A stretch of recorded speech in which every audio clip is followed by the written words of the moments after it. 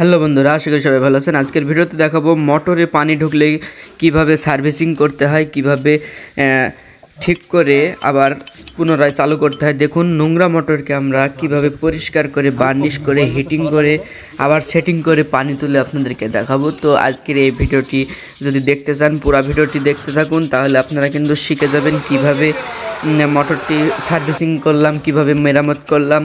তো A to Z video দেখতে থাকুন।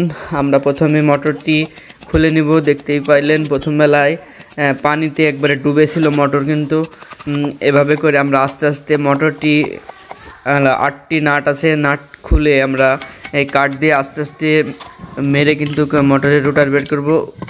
দেখুন কি লিস্তি পরিবেশ, মোটরের রোটার পানি ঢুকে একবারে এখনও পানি আছে ভিতরে।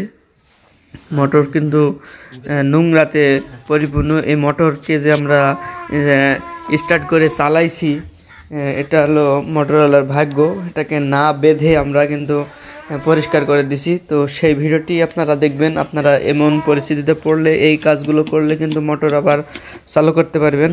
তো পুরো মোটরটি খুলে রোদে রাখতে হবে, দিয়ে শুকাই নিতে হবে সুন্দর করে। প্রথমে আমরা তেনা দিয়ে পরিষ্কার করে নিচ্ছি, ভিতরে নোংরাগুলো বের করে নিচ্ছি। আপনারা এভাবে করে বের করে নেবেন। তারপরে সিরিজ দিয়ে হিট করার রোদে রাখার পরে কিন্তু শুকাই গেছে। দেখুন, এখন আমরা সিরিজ দিয়ে পরিষ্কার করে নিচ্ছি মরিচাগুলা। দেখতে পাচ্ছেন পুরা বডিটি সিরিজ দিয়ে ঘষে নিলাম। এরপরে বিরাশ দিয়ে নোংরাগুলো ফেলে দিচ্ছি। জায়গায় জায়গায় যদি পেপার নষ্ট হয়ে যায়, পেপারগুলো তুলে ফেলবেন। আপনারা এভাবে কিন্তু মোটরটির কাজ করবেন। তাহলে আবার অবশ্যই দেখবেন মোটরটি তামার না সিলভারে। যদি তামার বান্ধা হয় তাহলে কিন্তু ঠিক করা যাবে, আর যদি সিলভারের হয় তাহলে কিন্তু চালানো যাবে না। এবার আমরা বার্নিশ করতে লাগবো। এই দেখেন, বার্নিশ কিন্তু ঢেলে নিলাম একটা পাত্রতে, বা আমরা এটা বোতল কেটে কিন্তু পাত্র বানিয়ে নিছি রাখার জন্য বার্নিশ। এবার বিরাশ দিয়ে সুন্দর করে প্রলেপ দিয়ে দিচ্ছি। দেখুন, উল্টায় পাল্টায় ভালোভাবে কিন্তু এটা দিয়ে দিতে হবে, না হলে বার্নিশ সব জায়গায় পৌঁছাবে না। পুরা তারের যে কোরগুলো, কোরের ভিতরে উপরে থেকে চুয়ে দিতে হবে বার্নিশ দিয়ে। আমরা কিন্তু সেইভাবেই দিচ্ছি। দেখতে থাকুন ভিডিওটি। আমাদের উপর সাইড বার্নিশ করা শেষ। এবার নিচের সাইডে বার্নিশ করব। দেখুন, আপনারা কিন্তু বিরাশ দিয়ে সুন্দর করে এভাবে করে পুরাটা দিয়ে দিবেন। এই দেখেন, আমরা নিচের সাইড কিন্তু এবার বার্নিশ করতে লাগছি।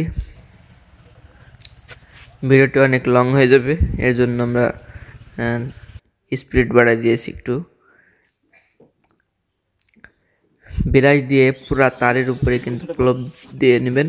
আমাদের বার্নিশের কাজ শেষ। এখন হলো বার্নিশটার 12 ঘন্টা শুকাই নিতে হবে। রাত্রে থুয়ে দিলে কিন্তু শুকাই যাবে।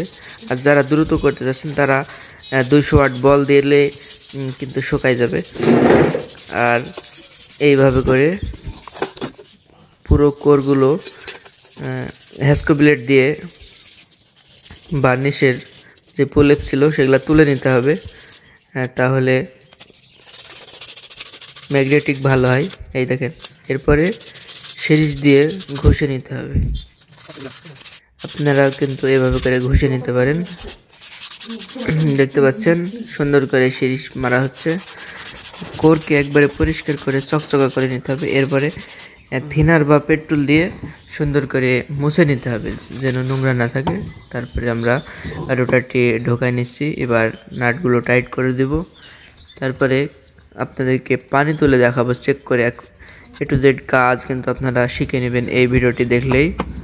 কেউ কোনো স্কিপ করবেন না, একটু কাট দিয়ে মারবেন, তাহলে এটা ভাঙার কোনো ভয় থাকবে না। দেখতে পাচ্ছেন, সেলাই রেঞ্জ দিয়ে আমরা 4টা নাট টাইট করে দিলাম। এবার আমরা পিসের যে ক্লাসের তারগুলো কানেকশন দিয়ে নেব। একইভাবে কাট দিয়ে আটকায় নিতে হবে।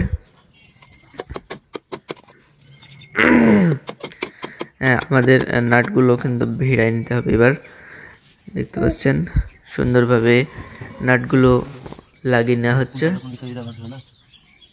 এরপরে ক্লাসে তার দুইটা কানেকশন দিয়ে দিচ্ছি। কেউ যদি ক্লাস কানেকশন না বুঝতে পারেন কমেন্ট করবেন, তাহলে আপনাদেরকে কিন্তু নেক্সট ভিডিওতে দেখাই দেব। এরপরে ফ্যান সার্কেল দিয়ে টাইট করে দিচ্ছি। এই দেখেন মোটর কিন্তু সেটিং হয়ে গেছে। এবার আমরা সুইচ দিয়ে দেখব পানি কম লাগছে।